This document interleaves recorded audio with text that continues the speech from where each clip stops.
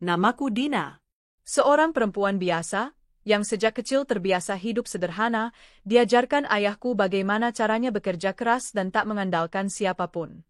Ibuku meninggal saat aku baru lulus SMA.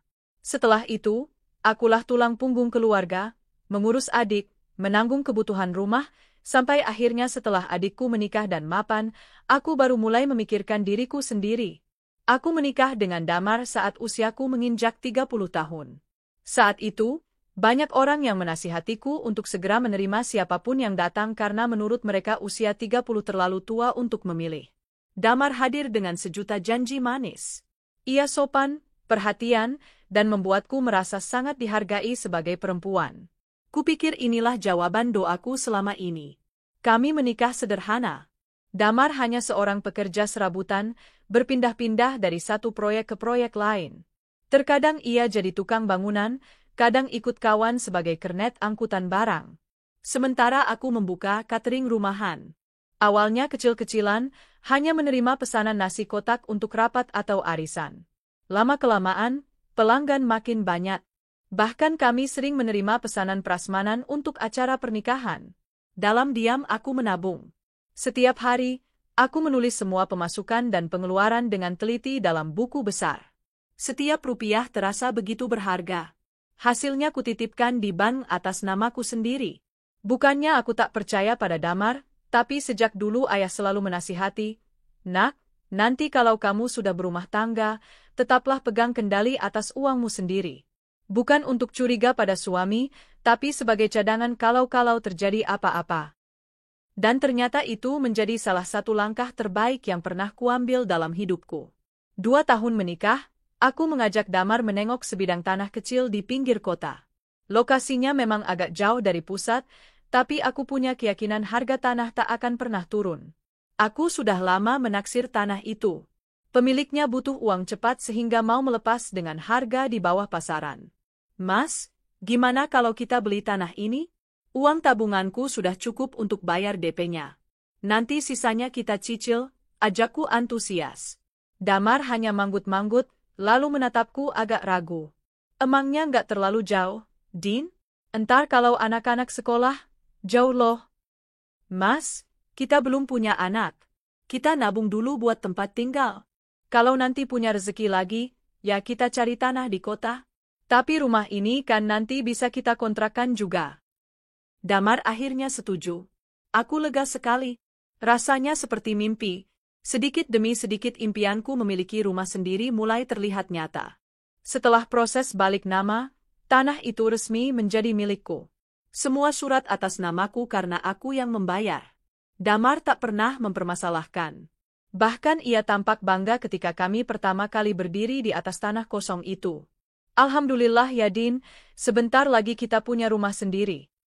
Aku mengangguk sambil menggenggam erat tangannya. Bahu Damar yang kekar terasa menenangkan. Dalam hati aku bertekad, akan kulakukan apa saja untuk kebahagiaan keluarga kecil kami. Membangun rumah tak semudah yang kubayangkan. Kami harus sabar menunggu, sedikit-sedikit menabung lagi. Setiap keuntungan catering langsung kusisihkan. Sementara Damar mulai sering dapat proyek jadi mandor bangunan. Itu membantu sekali.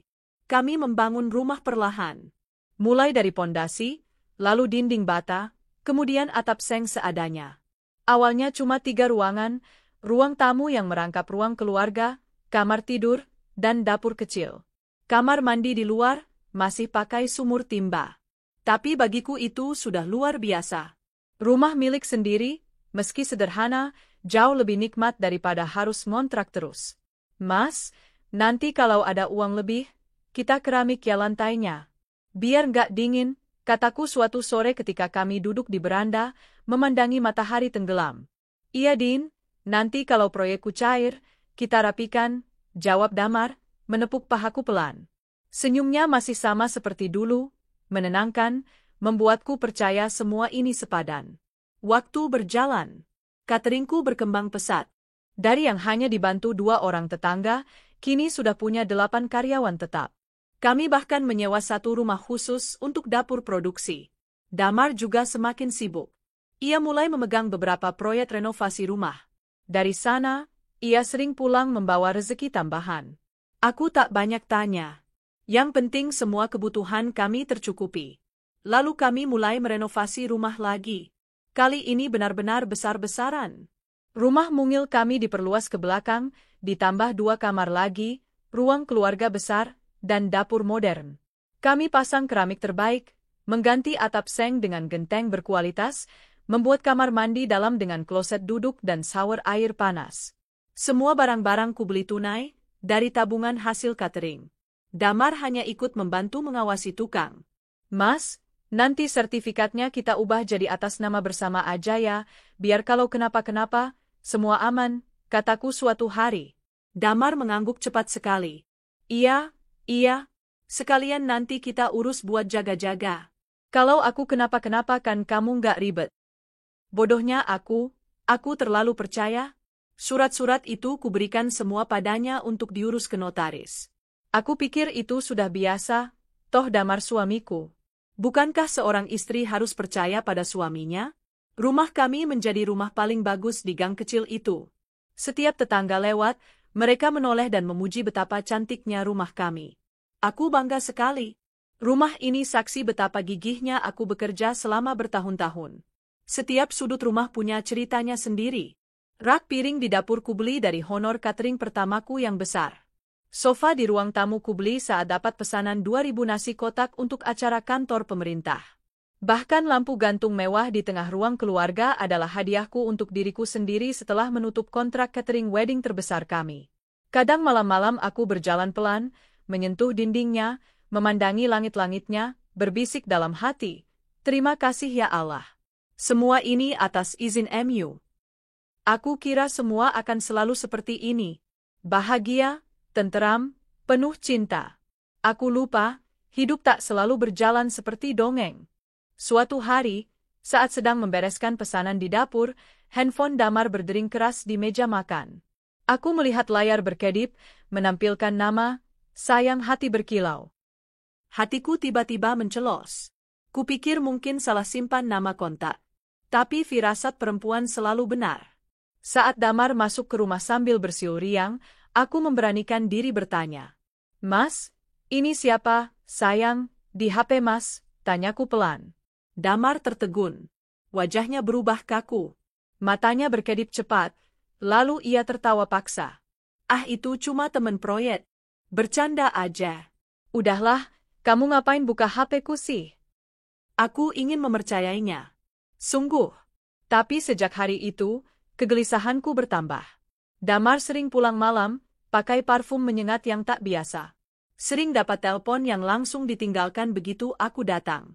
Namun aku tetap berusaha positif. Aku bilang pada diriku, dia capek kerja, dia butuh ruang sendiri. Jangan lebay. Sampai pada akhirnya nanti semua akan terbongkar dengan cara paling menyakitkan.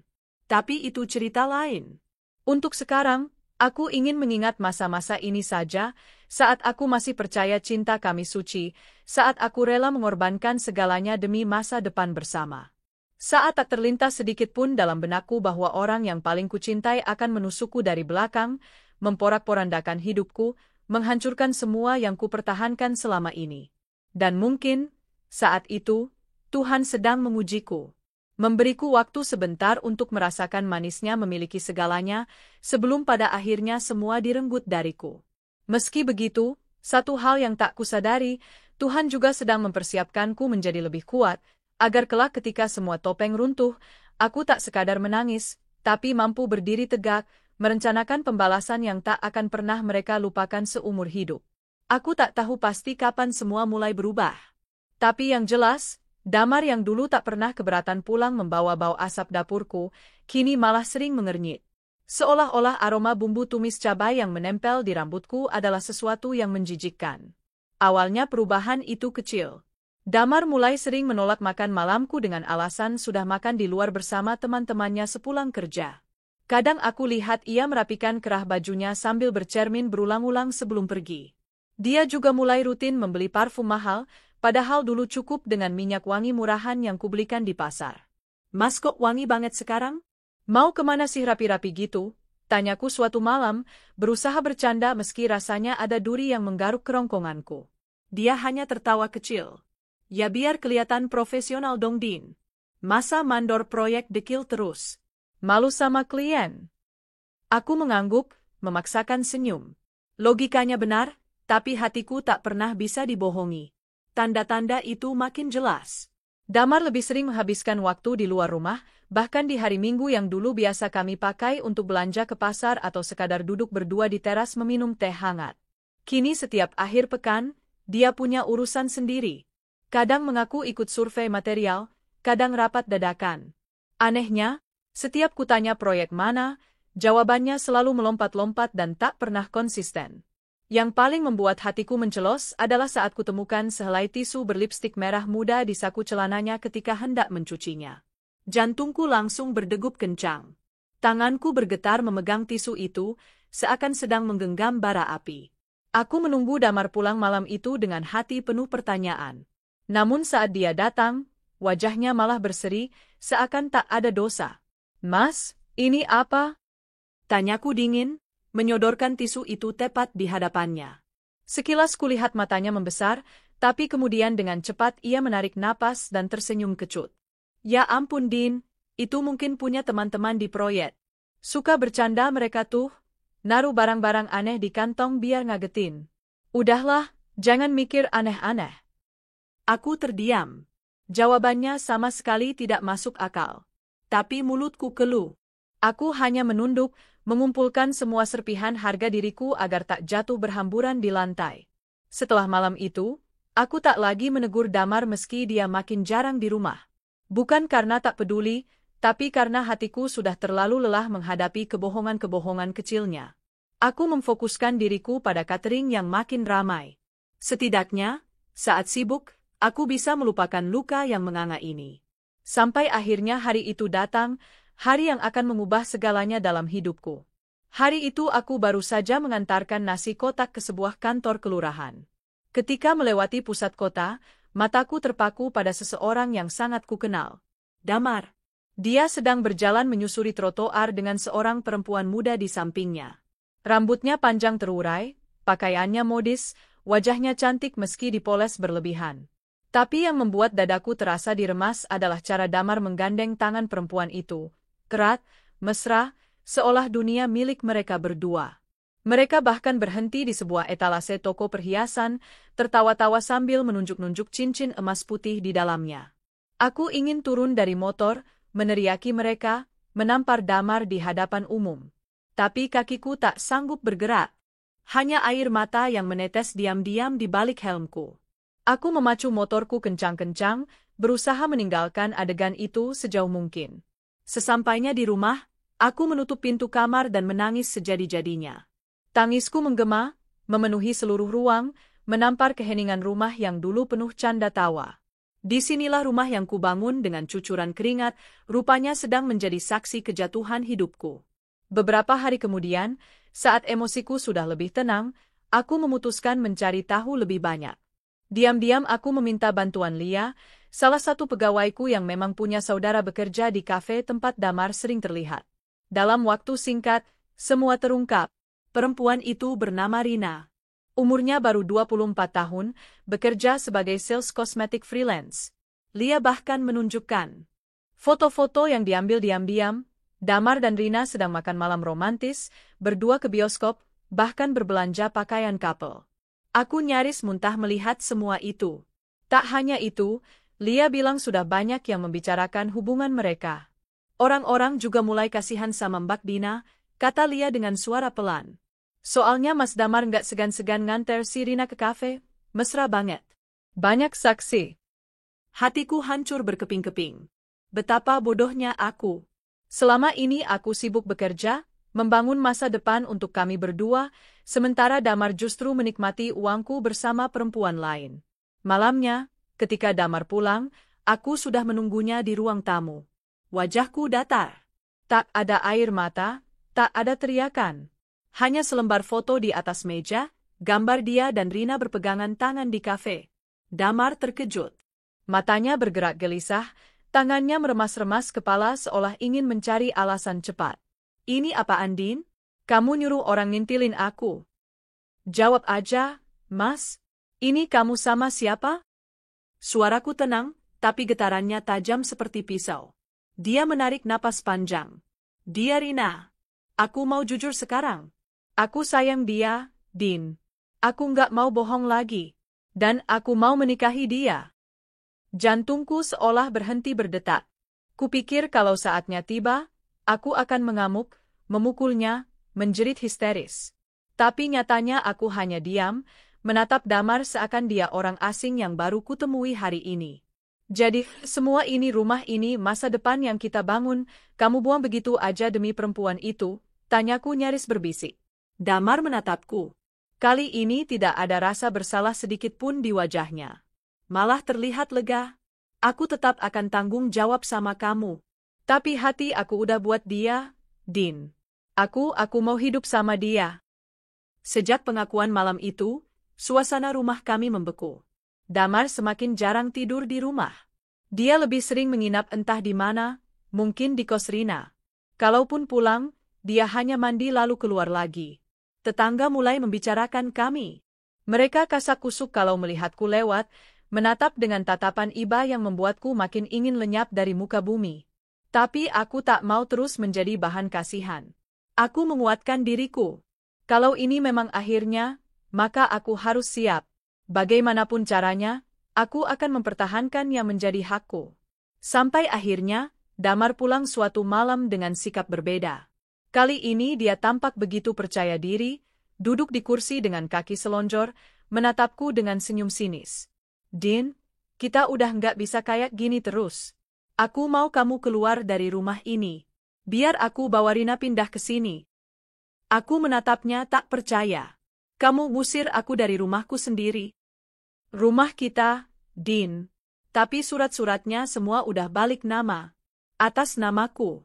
Jadi kamu yang harus pergi. Tubuhku bergetar. Lidahku keluh. Tiba-tiba semua potongan kejadian masa lalu berkelebat, saat aku dengan bodohnya menyerahkan surat-surat tanah padanya untuk diurus notaris, saat aku percaya penuh padanya karena kupikir dia suamiku. Tanganku mengepal begitu keras sampai kuku menembus telapak. Tapi aku menegakkan bahu, menahan tangis yang nyaris pecah. Baik, Mas, kataku akhirnya. Kalau itu maumu. Senyum Damar melebar, seakan dia sudah menyiapkan kemenangan ini sejak lama. Tapi kasih aku waktu seminggu untuk beres-beres. Nggak mungkin kan aku ninggalin semua gitu aja. Ya udah, tapi jangan lama-lama, jawabnya santai, bangkit sambil bersiul. Dan saat itu, untuk pertama kalinya sejak semua hancur, sebuah tekad gelap mulai tumbuh dalam hatiku. Kalau mereka pikir bisa menginjak-injak harga diriku seenaknya, mereka salah besar. Aku tak akan pergi dengan tangan kosong. Justru aku akan membawa semua hakku, dan kubuat mereka menyesali hari saat mereka memutuskan berkhianat padaku. Setelah malam itu, aku berdiam diri di kamar berjam-jam. Merenung dalam gelap, menata kembali harga diriku yang sudah hancur. Air mata sudah habis entah berapa liter. Kini yang tersisa hanyalah kehampaan, dan tekad bulat yang semakin mengeras setiap detik. Aku sadar. Kalau ingin bertahan hidup dan memulihkan martabatku, aku tak bisa pergi begitu saja. Aku harus memastikan Damar dan Rina tidak akan dengan mudah menikmati hasil keringatku. Karena sebenarnya, meski rumah ini sudah licik ia balik namakan, mayoritas aset keluarga kami masih berada atas namaku. Dan disitulah letak kebodohan Damar. Esok paginya, aku bangun seperti biasa, menyiapkan sarapan. Damar sudah pergi entah kemana sejak subuh, mungkin kembali ke pelukan Rina. Itu justru memudahkan rencanaku. Kuhubungi bank tempat aku menabung selama ini. Tabungan bisnis catering, deposito, serta investasi reksadana, semua terdaftar atas namaku. Karena sejak awal, akulah yang membuka rekening, menanam modal, dan memegang bukti kepemilikan. Damar tak pernah peduli soal administrasi, dia hanya senang ketika aku menyetor hasil usaha untuk belanja keluarga. Aku meminta bank memindahkan sebagian besar dana likuid ke rekening baru yang kubuat diam-diam semalam secara online. Dalam waktu beberapa jam saja, puluhan juta rupiah berpindah ke rekening yang tak pernah disentuh Damar. Lalu aku membuka brankas kecil di lemari. Di sana ada perhiasan yang kukumpulkan sedikit demi sedikit, kalung emas, gelang berlian, cincin safir. Semuanya hasil jerih payahku sendiri dari setiap pesta pernikahan dan acara kantor yang pernah kuurus cateringnya. Kumasukkan semuanya ke tas jinjing, lalu kusimpan di bawah tumpukan selimut dalam koper besar. Tak lupa kutarik seluruh modal usaha catering yang masih tersimpan di rekening bersama dengan karyawan. Sudah lama mereka percaya padaku, dan tak banyak tanya ketika kutarik modal atas nama pengembangan cabang baru. Dalam hati, aku sudah siap memulai lagi dari nol nanti, asalkan jauh dari Damar. Malamnya Damar pulang. Bau parfumnya menusuk hidungku.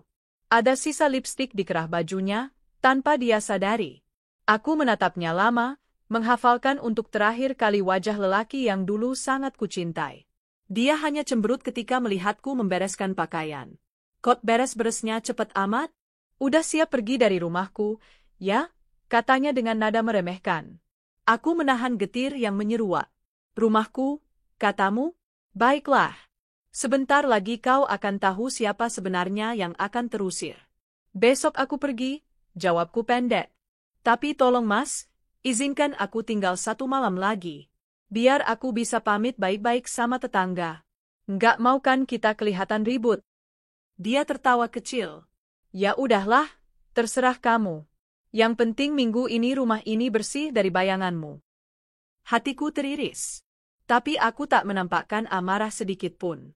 Justru kutarik napas panjang, menahan setiap desakan untuk memaki atau menamparnya.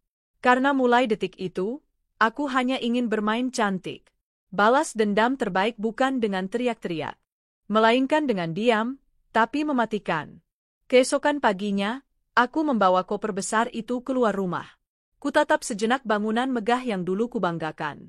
Dindingnya masih baru, catnya mengilap, taman kecil di depannya tertata rapi. Rasanya seperti melepas bagian dari tubuhku sendiri. Para tetangga menyapaku. Beberapa bertanya kenapa aku membawa koper sebesar itu. Aku hanya tersenyum tipis, menjawab bahwa aku ingin menenangkan diri sementara di rumah adikku di luar kota. Mereka mengangguk dengan raut kasihan, beberapa memelukku dengan tulus. Entah siapa yang lebih patut dikasihani, aku yang terusir, atau Damar yang tak tahu sebentar lagi hidupnya akan porak-poranda. Sore itu aku pergi. Kusinggah sebentar di rumah adikku, lalu menyewa rumah kontrakan kecil di pinggiran kota. Di sanalah aku mulai menata hidup baru. Koper berisi perhiasan dan dokumen penting selalu kusimpan dekat ranjang. Setiap malam sebelum tidur, aku memeriksa isinya, memastikan semua masih utuh. Itu bukan hanya soal nilai materi, tapi simbol betapa aku masih memiliki sesuatu yang tidak bisa Damar rebut. Sementara itu kabar dari rumah mulai kudengar lewat para tetangga yang setia padaku. Tak lama setelah aku pergi, Damar membawa Rina masuk ke rumah itu. Mereka menggelar pesta kecil, mengundang beberapa kenalan. Seolah rumah yang dulu kubangun dengan segenap cinta kini menjadi panggung pertunjukan murahan untuk memamerkan kebahagiaan semu mereka. Dia sombong banget, Mbak, cerita Bu Marni, tetanggaku yang sering menelponku. Ngomong ke orang-orang kalau sekarang rumah itu rumah dia sama istri mudanya. Padahal dulu kan semua orang tahu siapa yang kerja keras bangun rumah itu. Aku hanya tertawa kecil mendengarnya. Rasanya sakit, tentu saja. Tapi aku juga menanti. Karena cepat atau lambat, Damar akan sadar, rumah megah itu tak akan bertahan tanpa fondasi ekonomi yang stabil, fondasi yang selama ini hanya aku yang bangun. Dan benar saja. Hanya 2 bulan setelah aku pergi, kabar buruk mulai menimpa mereka. Usaha proyek Damar mandek total. Banyak material yang macet, investor mundur, beberapa kontraktor tak lagi percaya padanya. Ternyata selama ini jaringan usaha Damar berdiri karena modal diam-diam yang kusuntik dari cateringku. Tanpa sokongan itu, Damar tak mampu menjaga arus kas. Rina, si perempuan perebut suami orang itu, mulai sering mengeluh di depan tetangga. Aku mendapat kabar bahwa dia ribut melulu dengan Damar, menuntut uang untuk beli tas baru, pergi ke salon, atau sekadar nongkrong di kafe mahal bersama teman-temannya. Padahal uang Damar makin menipis. Puncaknya datang ketika Damar mulai menjaminkan rumah itu ke rentenir. Kabarnya ia tergiur pinjaman cepat dengan bunga gila-gilaan. Uang itu katanya untuk memulai proyek baru, yang tentu saja gagal lagi. Dalam waktu singkat, bunga menumpuk, debt collector datang berhari-hari, membuat Rina semakin stres. Sampai akhirnya suatu pagi, Bu Marni mengabariku dengan suara berbisik penuh antusias. "Mbak Dina, tahu nggak? Rumah Mbak yang dulu itu udah mulai dipasang pelang sama orang-orang Bandung. Katanya mau dilelang karena nggak bisa bayar cicilan." Astaga, kasihan sih, tapi ya orang jahat pasti dapat balasannya. Aku hanya menghela napas panjang. Ada rasa lega, sekaligus getir. Bukan berarti aku senang rumah itu akan hilang begitu saja, tapi setidaknya keadilan semesta berjalan. Rumah yang pernah menjadi simbol cintaku kini menjadi saksi keruntuhan mereka. Sementara hidup mereka makin berantakan, aku justru perlahan bangkit. Dari kontrakan mungilku, aku membuka catering lagi. Klien-klien lamaku tetap percaya padaku, bahkan ada yang ikut memutus kerja sama dengan Damar karena simpati padaku. Aku bekerja lebih keras dari sebelumnya. Menangani orderan sendiri, belanja bahan baku, mengatur karyawan yang perlahan bertambah lagi. Setiap malam, meski tubuhku lelah, hatiku penuh syukur karena kini aku berdiri di atas kakiku sendiri, tak ada yang bisa mengambil itu dariku lagi. Hingga suatu siang yang panas, aku sedang menata loyang kue untuk acara pertunangan pelanggan, terdengar ketukan keras di pintu kontrakan. Saat kubuka, alangkah terkejutnya aku melihat Damar berdiri di sana. Wajahnya pucat, kumis berjenggot tak terurus, bajunya kusam. "Din?" katanya dengan suara parau. Aku nggak punya siapa-siapa lagi. Rina ninggalin aku. Rumah itu juga udah mau disita Ban. Aku nyesel, Din. Aku mematung.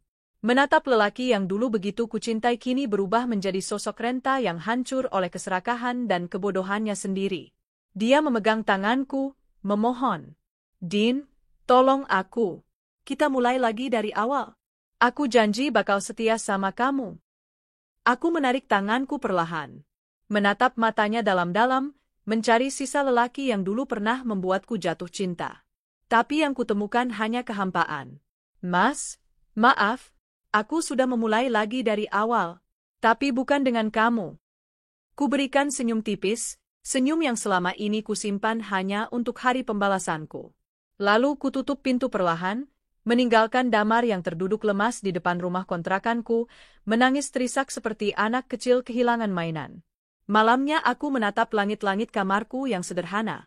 Terasa jauh berbeda dengan langit-langit rumah megah dulu, tapi entah mengapa terasa lebih damai. Tak ada dusta, tak ada luka baru. Hanya aku, dan impian-impian kecilku yang siap kuraih lagi. Dalam hati, aku berbisik pada diriku sendiri, "Lihatlah, Din. Kau tak hancur seperti yang mereka kira. Kau justru lebih kuat. Dan itu balas dendam terindah yang bisa kau persembahkan." Setelah hari itu, ketika Damar datang ke kontrakanku, memohon dengan suara parau agar aku mau kembali padanya, hidupku terasa lebih lega. Seolah ada beban batu besar yang selama ini menindih dadaku, kini terhempas jauh entah kemana. Aku tetap melanjutkan hariku seperti biasa. Bangun pagi buta untuk menyiapkan bumbu, belanja sayuran ke pasar, memeriksa pesanan catering, mencatat pembukuan. Rasa-rasanya kini aku lebih sibuk daripada dulu. Tapi kesibukan ini justru membuatku merasa hidup, karena semua yang kujalani benar-benar atas pilihanku sendiri. Tak ada lagi tanggung jawab menyiapkan pakaian suami, menunggu pintu terbuka tengah malam hanya untuk mencium bau parfum asing. Tak ada lagi rasa cemas karena takut suamiku pulang membawa kabar buruk. Yang ada hanyalah aku dan pekerjaanku. Dan itu sudah cukup membuatku bahagia. Sementara aku semakin stabil menata usahaku dari bawah, kabar tentang Damar terus berdatangan. Di kampung halaman kami, berita tentang kejatuhannya tersebar cepat, bahkan hingga ke telinga keluargaku dan para pelanggan lama. Semua orang kini tahu bagaimana rumah megah itu telah berpindah tangan, dilelang pihak Ban karena Damar tak sanggup membayar utang yang membengkak. Kasihan, ya, Mbak Dina. Tapi juga kayaknya pantas aja, kata Bu Rini, salah satu pelanggan setiaku, saat kami berbincang santai setelah aku mengantarkan nasi kotak ke kantornya. Aku hanya menanggapi dengan senyum samar. Dalam hatiku ada sedikit iba, tapi itu tertutup rasa lega karena akhirnya kebenaran terbuka di mata banyak orang. Tak hanya itu. Konon, setelah rumah dilelang, Damar dan Rina menumpang di rumah kontrakan kecil di ujung kampung. Damar yang dulu gagah dengan baju rapi dan wangi kini berubah menjadi lelaki lusuh, jarang bercukur, bahkan kabarnya mulai kecanduan judi kecil-kecilan untuk menghibur diri. Rina, si perebut suami orang yang dulu selalu tampil menor dan menenteng tas mewah, kini jarang keluar rumah. Beberapa kali tetangga bilang Rina menangis di teras kontrakan mereka, berteriak-teriak menyalahkan Damar yang tak lagi bisa memberinya kehidupan layak. Tak butuh waktu lama sebelum akhirnya Rina benar-benar pergi meninggalkan Damar. Membawa serta sisa perhiasan yang mungkin dulu kuletakkan di laci rumah megah kami. Konon Rina kabur bersama pria lain, seorang juragan konter HP yang sedikit lebih mapan. Damar ditinggalkan seorang diri, hidup dalam kehinaan yang ia ciptakan sendiri. Aku mengetahuinya dari Bu Marni, tetanggaku yang masih rajin mengabariku melalui telepon. Mbak Dina, tuh Damar sendirian sekarang. Tiap sore ngelamun di warung kopi depan gang. Bajunya udah kumel banget, kayak nggak dicuci berminggu-minggu. Orang-orang juga pada males negur dia, takut dia pinjam uang lagi. Aku mendengarkan dengan tenang. Ada rasa nyeri kecil di dada, sisa-sisa cinta lama yang mungkin belum benar-benar mati. Tapi lebih besar dari itu, ada rasa lega. Setidaknya sekarang aku tahu, apa yang dulu Damar dan Rina rampas dariku tidak mereka nikmati lama.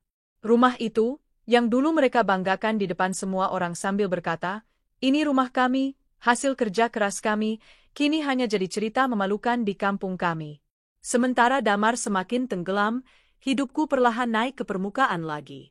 Dari kontrakan sempit itu, cateringku semakin berkembang. Orang-orang tetap percaya padaku. Mereka tahu siapa yang dulu bekerja keras menyiapkan setiap sajian, siapa yang telaten mencatat pesanan dan mengantarkan sendiri makanan ke pelanggan. Kalau cateringnya Bu Dina MAH terjamin, begitu kata mulut ke mulut. Itu harta tak ternilai bagiku, reputasi baik. Tak butuh waktu lama sebelum aku berhasil mengontrak rumah yang lebih besar. Dapur produksiku lebih lega, karyawan pun bertambah menjadi 11 orang. Aku bahkan membeli 1 mobil box bekas untuk mempermudah distribusi. Semua itu kulakukan tanpa rasa sombong, karena aku tahu betul bagaimana rasanya kehilangan segalanya dalam sekejap. Suatu sore, aku sedang mencatat stok beras dan bahan pokok di meja panjang dapur, ketika terdengar suara motor berhenti di depan pagar. Seorang kurir datang mengantar bunga mawar merah dalam vas kaca cantik. Terlampir kartu ucapan bertuliskan, "Untuk Dina, wanita paling tangguh yang pernah kutemui. Terima kasih sudah mau bekerja sama lagi dengan kami. Salam hormat, Bu Ratna, PT Sukses Sejahtera." Mataku terasa hangat. Bu Ratna adalah pemilik perusahaan event organizer besar di kota ini. Beberapa tahun lalu, aku yang dulu mengurus hampir semua pesanan cateringnya, sampai akhirnya berhenti karena perceraianku membuatku terpukul. Dan kini, setelah melihatku bangkit lagi, Bu Ratna menawarkan kontrak baru. 1 tahun penuh, cateringku akan menjadi penyedia makanan resmi untuk semua acara kantornya. Nilai kontraknya fantastis, bahkan jauh lebih besar dibanding penghasilan yang dulu kuterima saat masih bersama Damar. Aku menatap bunga itu lama. Dalam hati berbisik pelan, "Lihatlah Din, kamu memang pernah terjatuh, tapi kamu nggak pernah betul-betul kalah." Beberapa minggu kemudian, di pasar, aku tak sengaja melihat Damar. Ia duduk di bangku kayu dekat warung kopi, menunduk lesu sambil mengorek sisa nasi bungkusnya dengan tangan. Bajunya lusuh, celananya sobek di lutut. Tak ada lagi aura gagah yang dulu membuatku jatuh cinta. Sesaat pandangan kami bertemu. Mata Damar melebar, lalu menunduk lagi. Wajahnya tampak penuh malu.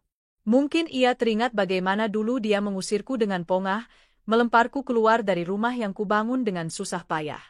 Aku hanya berjalan melewatinya, menatapnya sekilas dengan sorot yang datar, bukan benci, bukan iba, hanya hampa.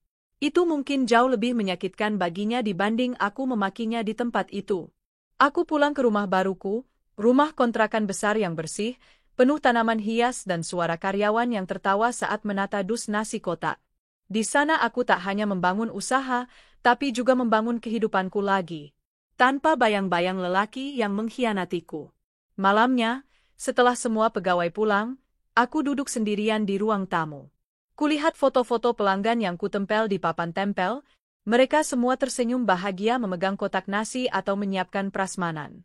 Di antara foto itu, Ada foto lamaku bersama Damar, waktu rumah kami baru selesai dibangun. Aku meraih foto itu, menatapnya lama. Lalu dengan tenang, ku sobek perlahan. Ku serak-serakan sobekannya di atas meja, lalu membuangnya ke tempat sampah. Ada rasa sakit, tapi juga kelegaan luar biasa. Seolah satu beban besar di dadaku akhirnya benar-benar lepas. Beberapa hari kemudian, aku diajak Bu Ratna bertemu klien barunya, sebuah grup hotel yang akan mengadakan acara ulang tahun besar. Mereka meminta cateringku yang menangani. Kontraknya bernilai ratusan juta. Saat tanda tangan perjanjian, tanganku sedikit gemetar, tapi Bu Ratna meremas tanganku penuh dukungan. Bu Dina, saya bangga sekali lihat Ibu sekarang.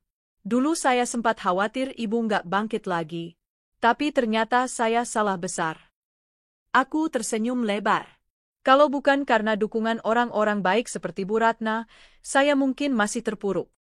Kami tertawa. Di saat itulah aku merasa, semesta menepati janjinya. Selama aku bekerja keras dan tulus, semua yang pernah hilang akan kembali, bahkan lebih indah dari sebelumnya. Konon, Damar kini benar-benar bangkrut. Kontrakannya sudah 2 kali ditunggak, kabarnya ia mulai dicari-cari pemilik rumah. Pernah suatu malam, Bu Marni menelponku sambil terkekeh kecil. Mbak Dina, kemarin si Damar ketahuan ngambil ayam tetangga. Katanya kelaparan banget. Astaga, hidupnya benar-benar jatuh sekarang. Aku tak menanggapi dengan sukacita. Karena sesungguhnya balas dendamku sudah selesai. Aku tak perlu melihat Damar menderita untuk merasa menang.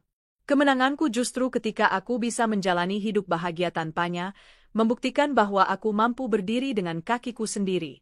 Suatu malam, aku duduk di teras rumah kontrakanku. Menghirup udara malam yang sejuk. Menatap langit, mengingat semua luka yang dulu hampir membunuhku, pengkhianatan, penghinaan, rasa dibuang seperti sampah. Kini semua itu sudah tinggal kenangan. Luka itu mungkin tak akan pernah hilang seluruhnya, tapi luka itu telah mengajariku sesuatu yang luar biasa. Mencintai diri sendiri, mempercayai kekuatan diriku sendiri, dan tahu kapan harus melepaskan orang yang tak lagi layak dipertahankan. Aku meneguk teh hangatku pelan, menatap cahaya lampu jalanan yang temaram. Dalam hati aku berbisik pada diriku sendiri. Terima kasih ya, Din. Karena kamu nggak menyerah waktu itu. Karena kamu memilih bangkit. Lihatlah sekarang, kamu sudah jauh melampaui rasa sakitmu dulu. Dan malam itu, untuk pertama kalinya setelah sekian lama, aku tidur tanpa mimpi buruk. Hanya ada keheningan yang damai, seolah Tuhan sedang menepuk pundakku pelan, berbisik bahwa semuanya kini baik-baik saja. Tak terasa hampir setahun berlalu sejak pertama kali aku meninggalkan rumah yang dulu kubangun dengan keringat dan cinta. Dalam setahun itu, hidupku berputar 180 derajat.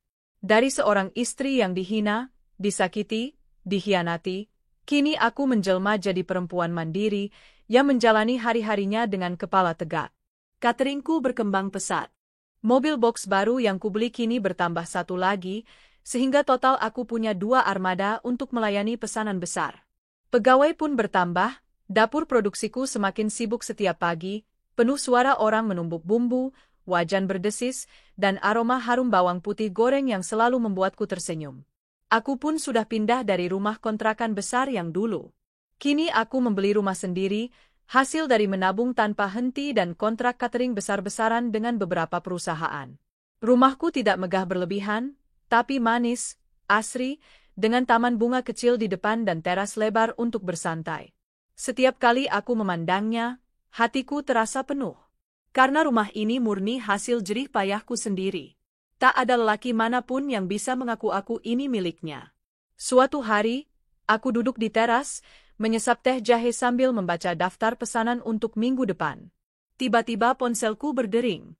Ternyata dari nomor tak dikenal. Halo, selamat pagi, sapaku ramah. Tak ada suara balasan beberapa detik, hanya nafas berat. Lalu terdengar suara serak yang amat kukenal. Din, ini aku, Damar. Jantungku seakan berhenti sedetik. Lama aku diam, sebelum akhirnya menarik napas panjang. Ada apa, Mas? Untuk apa nelpon saya? Din, aku mau ketemu. Tolong, sekali ini aja. Aku nggak tahu lagi harus ke siapa. Aku menutup mata, menahan gelombang emosi yang tiba-tiba muncul. Dulu suara ini adalah suara yang kurindukan setiap malam. Tapi kini hanya menimbulkan getar dingin di tulang belakangku. Maaf Mas.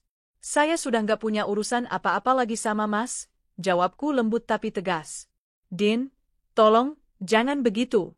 Aku nggak punya siapa-siapa lagi. Rina ninggalin aku, rumah itu hilang, usaha bangkrut total. Aku bahkan sekarang numpang sama temen lama di gang sempit. Aku salah, Din. Semua salahku. Tolong beri aku kesempatan. Ada jeda panjang. Kudengar suaranya tercekat, seolah sedang menahan tangis. Aku janji, Din. Kalau kamu mau terima aku lagi, aku bakal berubah. Aku mau mulai usaha lagi, kita bisa bangun semuanya bareng-bareng kayak dulu. Aku menelan ludah, membiarkan kata-katanya melayang-layang sebentar di kepalaku. Betapa ironis. Dulu aku yang memohon-mohon agar rumah tangga kami bertahan, tapi dia memilih perempuan lain. Kini saat semua sudah hilang, dia datang lagi, berharap bisa kembali. Maaf Mas, saya sudah bahagia dengan hidup saya sekarang.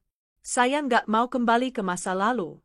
Saya doakan Mas Damar bisa juga bangkit, tapi bukan dengan saya. Kutelepon itu kututup pelan sebelum ia sempat berkata lebih banyak.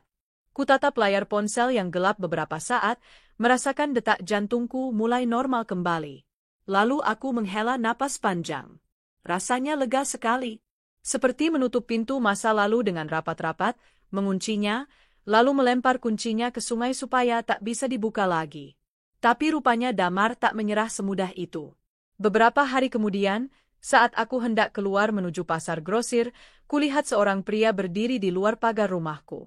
Tubuhnya lebih kurus dari yang kuingat, kulitnya kusam, bajunya kedodoran. Damar. Din, please Din, dengerin aku dulu, katanya memohon begitu melihatku hendak masuk mobil. Aku hanya memandangnya datar. Mas, saya harus belanja. Ada banyak pekerjaan nunggu saya. Jangan ganggu saya lagi. Dia mengejar langkahku, meraih pergelangan tanganku. Sentuhan itu membuatku tersentak, seluruh tubuhku menegang. Dahulu sentuhan ini adalah pelipur lara, sekarang rasanya seperti belatung merayap di kulitku. Din, aku mohon. Aku nyesel banget. Aku nggak bisa makan, nggak bisa tidur, aku cuma kepikiran kamu terus. Aku salah. Rina itu cuma, dia pergi juga sekarang. Cuma kamu yang pernah tulus sama aku, Din. Aku menarik tanganku dengan kasar. Tepat sekali Mas. Saya dulu memang tulus. Tapi sekarang tidak lagi. Saya sudah mencintai diri saya sendiri lebih dari siapapun. Dia menatapku dengan mata basah. Din, kamu nggak kasihan sama aku? Kita kan dulu saling janji sehidup semati. Aku menatap matanya dalam-dalam. Untuk pertama kalinya aku melihat betapa rapuhnya dia. Tapi rasa kasihan itu hanya bertahan sepersekian detik, lalu hilang tertiup angin. Mas, saya dulu berjanji akan sehidup semati sama suami saya yang setia. Tapi Mas sudah memutus janji itu duluan. Sekarang saya cuma mau hidup bahagia tanpa luka. Jangan pernah datang ke sini lagi. Kalau Mas terus ganggu, saya akan lapor Pak RT dan polisi. Kulihat matanya memerah, bahunya turun, mulutnya bergerak-gerak tapi tak mampu berkata apa-apa lagi.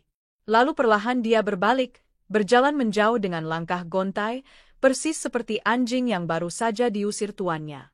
Aku masuk ke mobil, menutup pintu kuat-kuat, menahan gemetar di dadaku.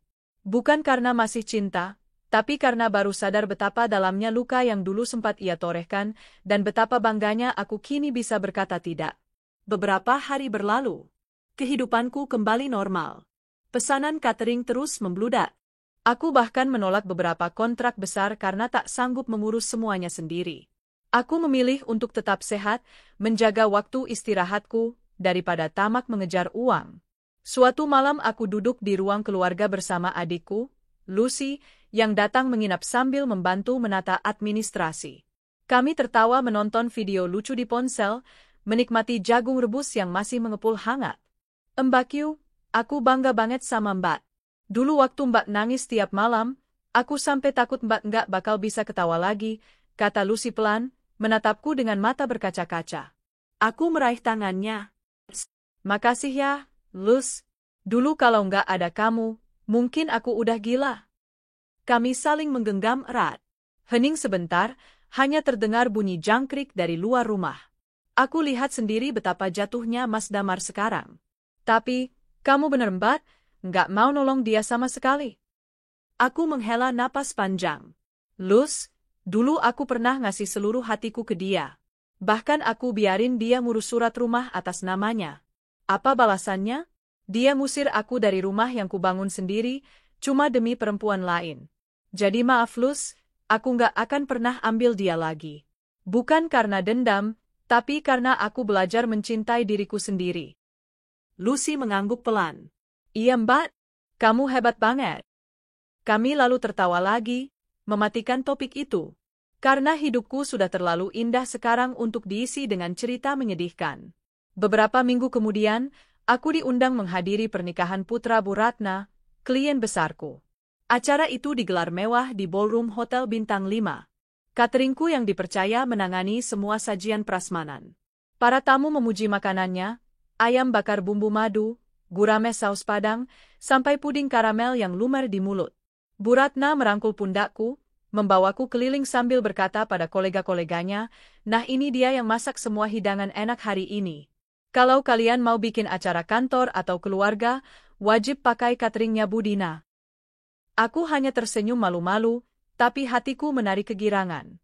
Dulu aku tak pernah membayangkan akan berdiri di tempat semegah ini sebagai penyedia jasa utama, dipuji oleh orang-orang berkelas. Selesai acara, aku duduk sebentar di teras hotel, melepas penat. Menatap kerlip lampu kota yang cantik, aku memejamkan mata, mengingat betapa dulu aku pernah merasa hidupku sudah habis. Kini, semua terasa seperti cerita yang sangat jauh. Luka itu sudah menipis jadi bekas samar, yang justru mengingatkanku betapa hebatnya aku bertahan. Beberapa hari setelah acara itu, aku mendapat kabar Damar jatuh sakit. Tubuhnya kurus kering, terkena tipes berat. Tak ada yang merawatnya, tak ada keluarga yang mau menampungnya. Bahkan kabarnya Rina, yang dulu menggadaikan segalanya demi hidup mewah, kini tak pernah muncul lagi. Orang-orang menanyakan padaku apakah aku akan menjenguknya. Aku hanya menggeleng pelan. Doa baik tetap saya kirimkan untuk dia. Tapi saya tak akan datang.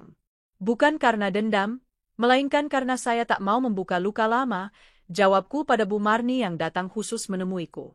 Bu Marni menatapku lama, lalu menepuk bahuku. "Kamu wanita paling sabar sekaligus paling tegar yang pernah saya kenal, Dina. Hidupmu sekarang sudah terang, teruslah jalan. Biar orang-orang yang pernah menyakitimu menuai sendiri apa yang mereka tanam." Aku mengangguk, menahan air mata haru. Dalam hati, aku berbisik pada diri sendiri, ya, aku akan terus berjalan, meninggalkan masa lalu itu sejauh mungkin. Malam itu sebelum tidur, aku berdiri lama di depan cermin. Menatap diriku sendiri. Perempuan dengan garis-garis tipis di ujung mata akibat sering menangis dulu, tapi kini tampak begitu dewasa dan damai. Aku tersenyum pada bayanganku. "Lihatlah, Din. Kamu berhasil. Kamu nggak cuma bertahan, tapi juga menang." Dan dengan itu, aku mematikan lampu, naik keranjang, menarik selimut hangat. Untuk kesekian kalinya, aku tidur dengan hati ringan, tak lagi dihantui mimpi buruk. Karena akhirnya, aku benar-benar merdeka. Hidup terus berjalan seperti air sungai yang tak pernah berhenti. Usahaku makin hari makin berkembang. Cateringku tak hanya menangani hajatan keluarga, tapi sudah merambah ke dunia korporasi, seminar, gala dinner, gathering. Nama, Dina Catering, mulai dikenal luas, bahkan muncul beberapa kali di artikel media lokal. Yang tak pernah kuperkirakan, klien-klien penting mulai berdatangan, bahkan menawarkan kerjasama yang nilainya membuatku gelagapan saat membaca proposalnya. Salah satunya adalah PT Nusantara Food Supply, perusahaan distribusi bahan pangan besar. Mereka ingin aku menyediakan catering rutin bagi pegawai mereka setiap hari, termasuk paket snack untuk rapat-rapat. Kontraknya bisa mencapai ratusan juta sebulan. Pertemuan pertama dengan jajaran direksi mereka kuingat betul.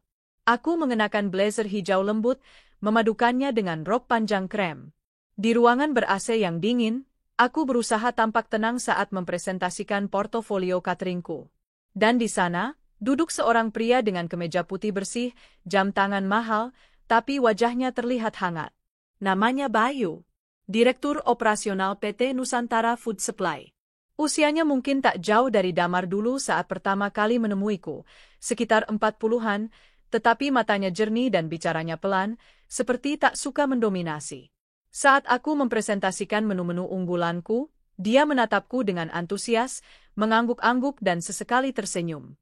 Luar biasa, Bu Dina. Saya sudah lama mendengar tentang catering Ibu dari beberapa kenalan event organizer. Ternyata memang terbukti bagus sekali. Foto-fotonya saja sudah membuat lapar, katanya sambil tertawa kecil. Aku menghela napas lega. Pertemuan itu ditutup dengan kesepakatan manis, kami akan menandatangani kontrak 2 tahun untuk suplai catering perusahaan mereka. Sesudah rapat, Bayu menghampiriku lagi. Bu Dina, nanti kalau ada waktu, kita ngobrol santai ya. Saya pengen tahu lebih banyak tentang bagaimana Ibu memulai bisnis ini. Menginspirasi sekali. Aku mengangguk sopan, meski dalam hati ada rasa was-was. Aku belum siap untuk terlalu dekat dengan pria manapun, bahkan sekadar ngobrol personal. Luka lama itu masih ada, walau sudah tak menganga. Tapi hidup rupanya ingin menertawaiku pelan-pelan. Beberapa minggu kemudian, Bayu justru menjadi salah satu klien terbaikku. Ia sering memesan sendiri untuk acara keluarga kecilnya, dari ulang tahun keponakan sampai arisan ibunya. Dan setiap kali bertemu, dia selalu memperlakukanku dengan hormat, santai, tanpa menyinggung batas-batas yang membuatku tidak nyaman. Suatu hari, Bayu datang ke rumahku bersama beberapa stafnya untuk mengambil sampel produk terbaru, kue lapis pandan coklat yang baru kembangkan. Setelah semua urusan selesai, stafnya pamit duluan, meninggalkan Bayu yang masih duduk di teras rumahku meneguk teh manis buatan Lucy. Kalau boleh jujur, Bu Dina, katanya tiba-tiba, menatapku pelan. Saya kagum sekali dengan Ibu. Jarang ada orang yang bisa bangkit sedahsyat Ibu. Saya dengar cerita Ibu dari Bu Ratna juga. Dan kalau saya lihat hari ini, rasanya Ibu jauh lebih hebat dari cerita manapun. Aku tertegun. Pipiku terasa panas. Sudah lama sekali tak ada lelaki memuji aku bukan karena paras atau tubuhku, tapi karena perjuanganku. Bahkan Damar dulu, tak pernah sekalipun memuji jerih payahku mengurus catering. Terima kasih, Pak Bayu. Saya hanya berusaha terus berjalan. Kalau berhenti, ya mati. Dia tertawa kecil, menatapku dengan sorot lembut yang entah kenapa menimbulkan debar asing di dadaku. Kalau suatu saat Ibu tidak keberatan, boleh saya ajak makan siang? Tidak harus sekarang. Mungkin kalau Ibu sudah lebih nyaman. Aku menggigit bibir. Satu sisi ingin berkata tidak, tapi sisi lain ingin memberiku kesempatan mencoba mempercayai orang lagi. Setelah hening beberapa detik, aku mengangguk pelan. Mungkin nanti, Pak, kalau saya sudah lebih siap. Bayu tersenyum lega. Saya tunggu. Pelan-pelan saja. Dan sejak hari itu, meski aku tak pernah bilang iya dengan gamblang, kami mulai saling bertukar kabar lewat pesan singkat. Tak ada kalimat rayuan, tak ada janji manis. Hanya saling menanyakan kabar, membagikan meme lucu, atau dia mengirim foto saat dia sedang makan siang dan berkata, seandainya ini cateringnya Bu Dina, pasti lebih enak. Di sisi lain, hidup Damar semakin merosot. Sekali waktu, Bu Marni datang ke rumahku membawa cerita yang membuatku diam cukup lama. Mbak Dina, kemarin saya lihat si Damar duduk di emperan warung kopi. Saya kira dia lagi nunggu temen. Ternyata dia lagi jual bensin eceran di botol aqua bekas. Astaga, dulu siapa sangka ya, dia yang paling congkak di kampung kita. Aku menghela napas panjang.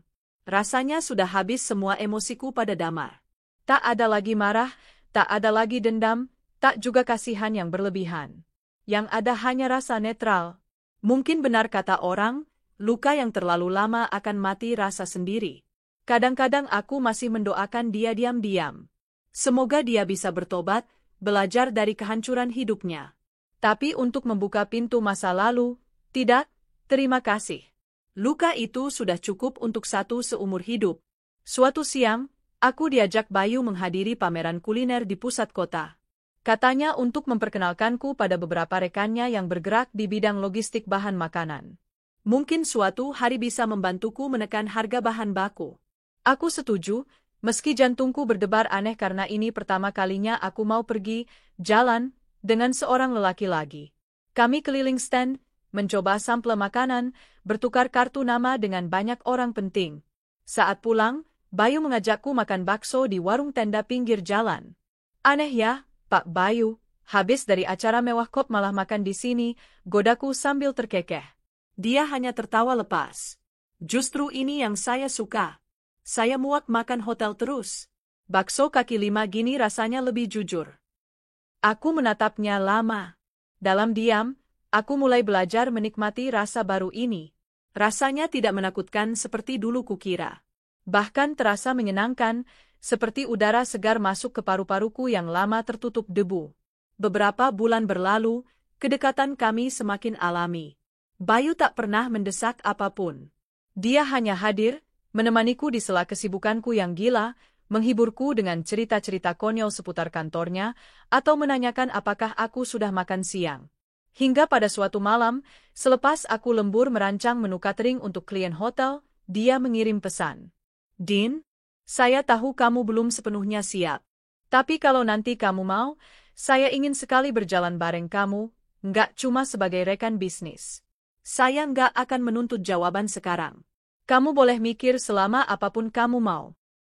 Kukepal ponsel itu di dadaku. Tanganku bergetar, mataku basah. Bukan karena sedih, tapi karena terharu. Ini jauh berbeda dengan Damar yang dulu menuntutku percaya mentah-mentah tanpa pembuktian. Bayu memberiku ruang, memberiku waktu, memberiku hak atas rasa traumaku. Kusadari, mungkin ini cara semesta menebus semua luka lama. Dengan menghadirkan seseorang yang sabar menungguku sampai benar-benar siap. Di tengah semua itu, usaha cateringku berkembang pesat. Bahkan aku mulai merancang membuka kafe kecil dengan konsep prasmanan, tempat pelanggan bisa menikmati menu catering dalam porsi personal.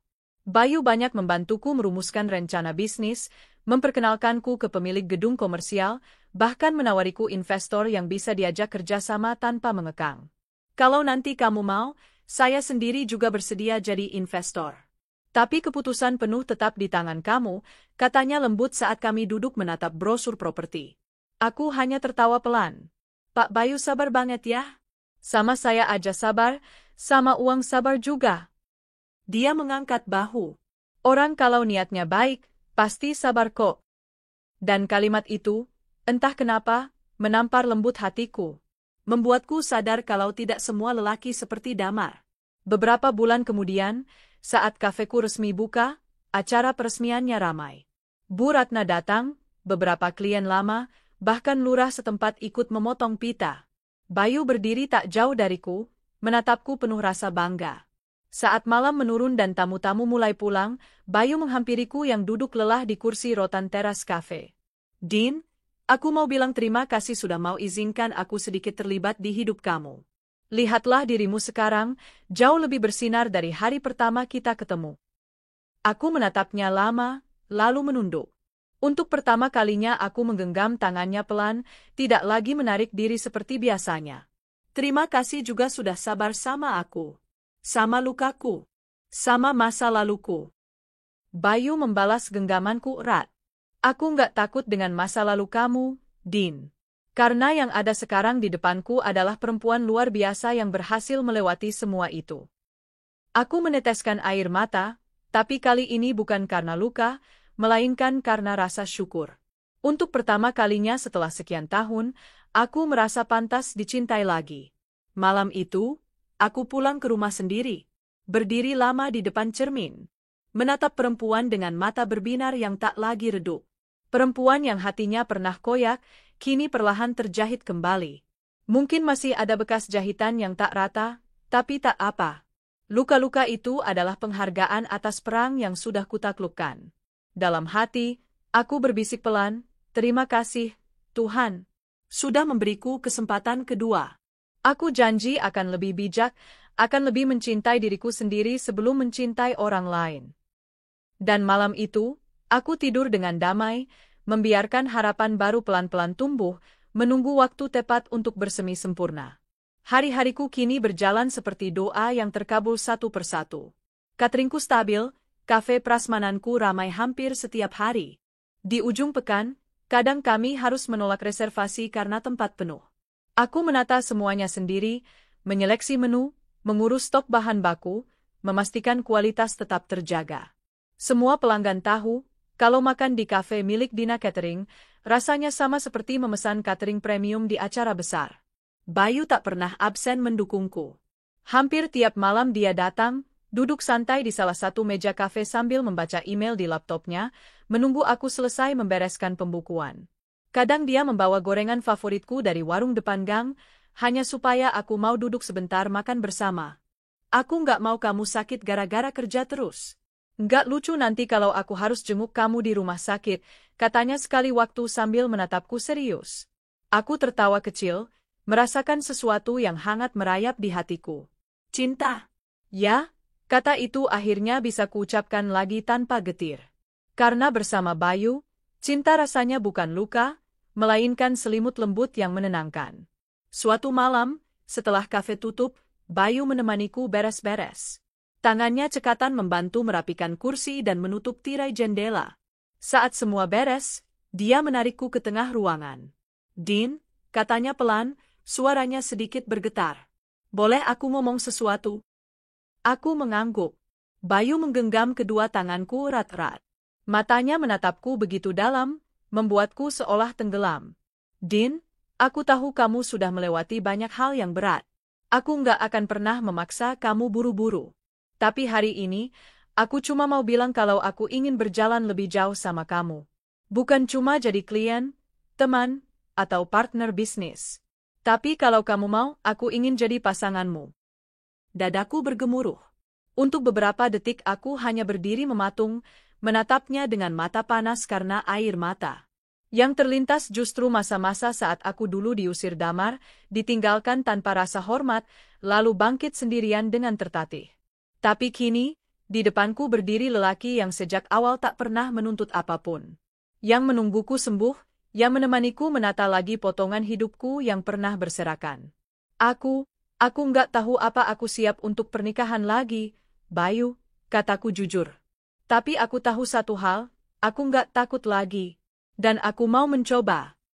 Wajah Bayu langsung merekah dalam senyum lega. Dia menarikku dalam pelukan. Pelan, tenang, tidak terburu-buru. Pelukan yang tak menuntut apapun kecuali keikhlasan hatiku. Terima kasih, Din. Itu saja sudah lebih dari cukup buat aku. Hari-hari setelah itu rasanya lebih ringan. Kami belum buru-buru merencanakan apapun. Bayu benar-benar menepati kata-katanya, memberiku waktu sebanyak yang kubutuhkan. Kami tetap seperti biasa. Sesekali dia mengajakku makan malam di luar kota, atau sekadar menonton konser musik jalanan di alun-alun.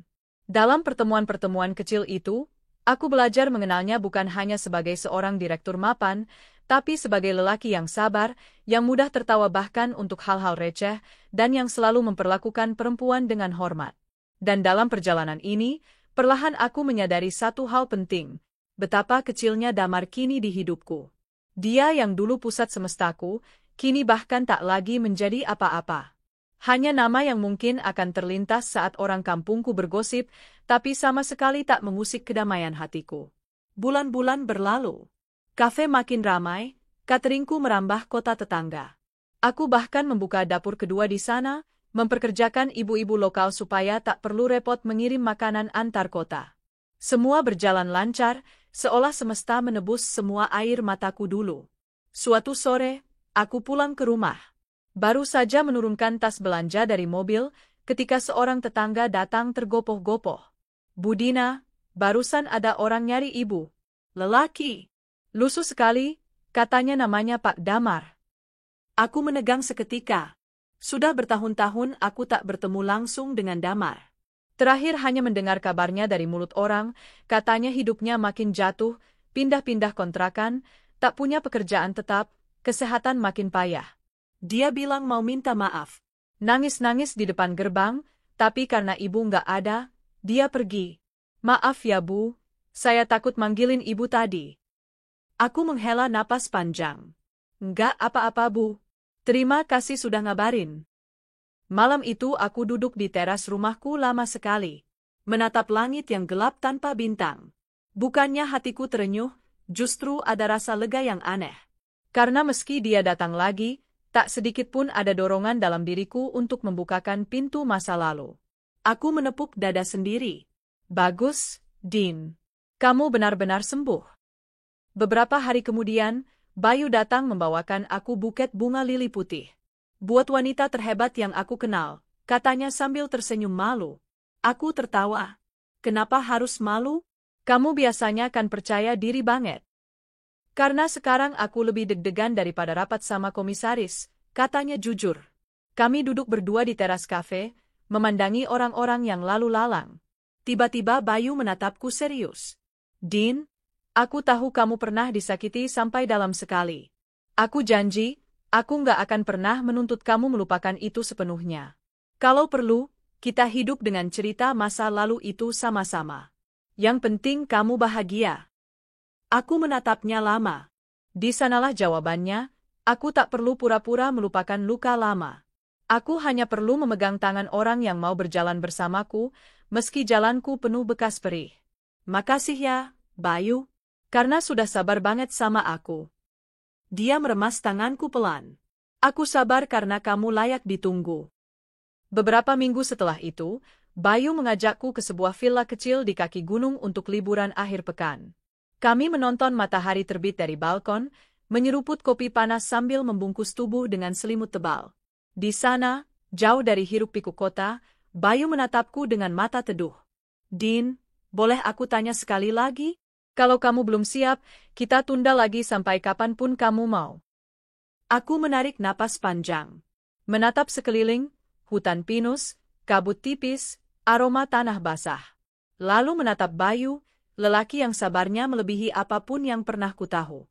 Aku nggak mau nunda lagi. Kalau kamu memang sungguh mau berjalan bersamaku, kita mulai saja. Aku nggak janji akan sempurna, Bayu. Tapi aku janji akan belajar. Senyumnya melebar.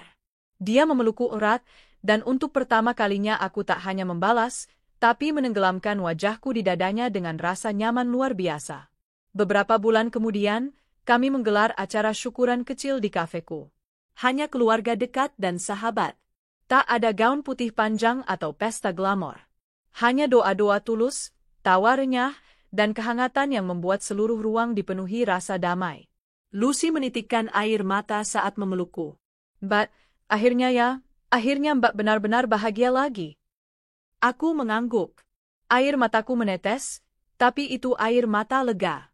Sebab untuk pertama kalinya dalam hidupku, aku masuk ke sebuah hubungan bukan karena takut sendirian, bukan karena terpaksa, tapi karena sungguh-sungguh memilih. Dan Bayu? Dia menggenggam tanganku erat sepanjang acara. Seakan tak mau melepaskan. Seakan tahu betul betapa besar perjuangan untuk sampai di titik ini. Malamnya, kami duduk berdua di teras kafe. Lampu-lampu gantung temaram, daun-daun pohon menari ditiup angin pelan. Aku menatapnya, lalu menatap langit. Bayu, kataku pelan. Makasih ya. Sudah ngajarin aku kalau cinta bisa lembut, nggak menakutkan. Dia mengusap pipiku yang masih basah air mata. Terima kasih juga, Dean. Karena sudah mau sembuh bareng aku. Lalu kami tertawa kecil. Menertawakan masa lalu yang dulu rasanya bagai akhir dunia. Ternyata tidak. Dunia terus berjalan, dan luka itu pelan-pelan sembuh, meski meninggalkan parut. Tapi parut itu adalah tanda kalau aku pernah berjuang habis-habisan. Dan begitulah akhirnya. Hidupku tak lagi dihantui bayang-bayang rumah besar yang dulu ku bangun bersama Damar. Tak lagi teringat tatapan Rina yang licik, atau kata-kata pahit saat aku diusir. Semua itu sudah jauh tertinggal. Kini aku membangun rumah baru. Bukan hanya rumah dengan dinding bata, tapi juga rumah di hati. Yang diisi tawa, rasa hormat, dukungan, dan cinta yang perlahan tumbuh, dengan sabar, tanpa paksaan. Jika dulu aku bertahan hanya demi hidup, kini aku hidup sepenuhnya, dengan utuh, dengan damai. Dan jika suatu hari nanti luka lama menari-nari lagi di ujung pikiranku, aku tahu persis ada tangan yang akan menggenggam tanganku erat. Menjagaku tetap berdiri. Karena pada akhirnya, inilah kemenangan sejati, bukan membalas dendam, tapi memaafkan masa lalu, mencintai diri sendiri, dan berani membuka hati pada kebahagiaan baru.